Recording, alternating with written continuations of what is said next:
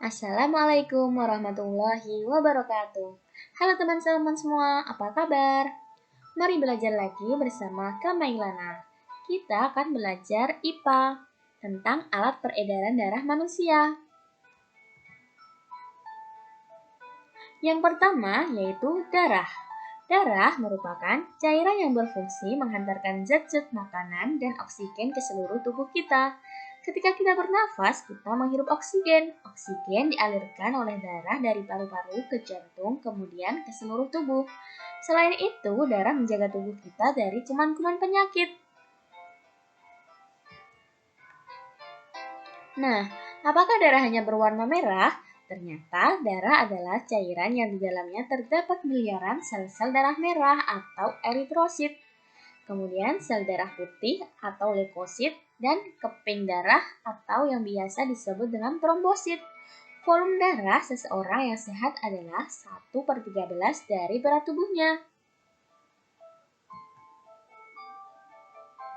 Yang kedua yaitu penggolongan darah. Darah itu ada darah A, B, AB, dan O. Golongan darah O disebut dengan donor universal karena dapat mendonorkan darah kepada semua orang dengan golongan darah lain. Golongan darah AB disebut resipien universal karena dapat menerima darah dari golongan darah A, B, AB, dan O. Donor adalah orang yang memberi darah, sedangkan resipien adalah orang yang menerima darah. Selanjutnya yaitu yang ketiga, pembuluh darah. Pembuluh darah adalah saluran yang dilalui darah. Pembuluh darah ini ada pembuluh nadi atau arteri, pembuluh kapiler, dan pembuluh balik atau vena. Nah, pembuluh nadi ini atau arteri adalah darah yang keluar dari jantung akan melalui pembuluh nadi. Darah yang keluar dari jantung tersebut banyak mengandung oksigen.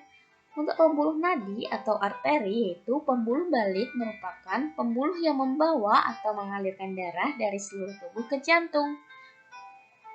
Untuk pembuluh kapiler ini pembuluh darah yang sangat halus dengan dinding yang sangat tipis dan berpori. Pembuluh ini merupakan bagian ujung dari pembuluh arteri dan vena. Pembuluh halus berfungsi sebagai tempat pertukaran antara oksigen dan karbon dioksida. Nah, bisa dilihat ya teman-teman, sebelah kiri ini adalah gambar uang pada jantung, dan sebelah kanan ini gambar cara kerja jantung. Ini, pada gambar uang pada jantung, ini bisa dilihat ya teman-teman, ini adalah gambar vena, dan ini arteri, kemudian ini adalah gambar serambi kiri, bilik kiri, dan ini adalah gambar bilik kanan, dan ini adalah gambar serambi kanan.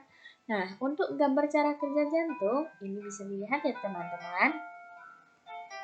Gambarnya seperti ini.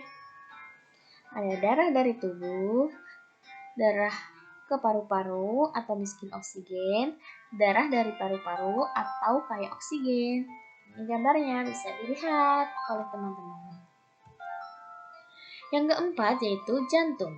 Jantung terdiri atas 4 ruang, yaitu serambi kanan dan kiri, dan bilik kanan dan kiri. Jantung berfungsi memompa darah ke seluruh tubuh. Jantung memiliki otot yang tebal dan kuat. Otot yang tebal berkaitan dengan fungsinya untuk memompa darah ke seluruh tubuh. Selanjutnya yaitu sistem peredaran darah. Bisa dilihat ya teman-teman, ini merupakan gambar sistem peredaran darah. Sistem peredaran darah sendiri ada sistem peredaran darah kecil dan sistem peredaran darah besar. Peredaran darah kecil yaitu peredaran darah dari jantung menuju paru-paru, kemudian kembali lagi ke jantung. Darah yang menuju paru-paru mengandung karbon dioksida, sedangkan darah yang kembali ke jantung mengandung banyak oksigen. Peredaran darah besar yaitu peredaran dari darah jantung menuju ke seluruh tubuh dan kembali lagi ke jantung. Nah, ini adalah contoh peredaran darah besar, dan ini gambar peredaran darah kecil ya teman-teman. Nah, ini ada beberapa gangguan pada alat peredaran darah manusia. Yang pertama yaitu anemia. Anemia adalah Gangguan yang disebabkan rendahnya kadar Hb atau hemoglobin dalam darah. Ciri-ciri penderitanya adalah mudah lelah dan sering merasa pusing. Yang kedua yaitu tekanan darah rendah atau hipotensi. Gangguan ini disebabkan terjadinya penurunan tekanan darah. Yang ketiga yaitu tekanan darah tinggi atau hipertensi. Gangguan ini disebabkan naiknya tekanan darah yang diakibatkan penyempitan pembuluh darah. Selanjutnya yaitu kanker darah atau leukemia. Penyakit ini disebabkan sel-sel darah putih yang memperbanyak diri tanpa terkendali yang mengakibatkan sel darah putih ini memakan sel darah merah. Dan yang kelima yaitu hemofilia. Gangguan ini disebabkan adanya kelainan yang menyebabkan darah sulit membeku jika terjadi luka. Penyakit ini merupakan penyakit keturunan. Selanjutnya adalah thalassemia. Pada penyakit ini, bentuk sel darah merahnya tidak beraturan, teman-teman. Hal ini menyebabkan daya ikat sel darah merah terhadap oksigen dan karbon dioksidanya berkurang. Usaha-usaha pencegahan terhadap gangguan peredaran darah ialah dengan melakukan pola hidup sehat. Apa aja sih pola hidup sehat itu? Pola hidup sehat itu diantaranya adalah makan makanan yang bergizi, olahraga yang teratur, tidur dan istirahat yang cukup. Nah, itu tadi ya teman-teman. Semangat terus belajarnya. Sampai jumpa di materi selanjutnya.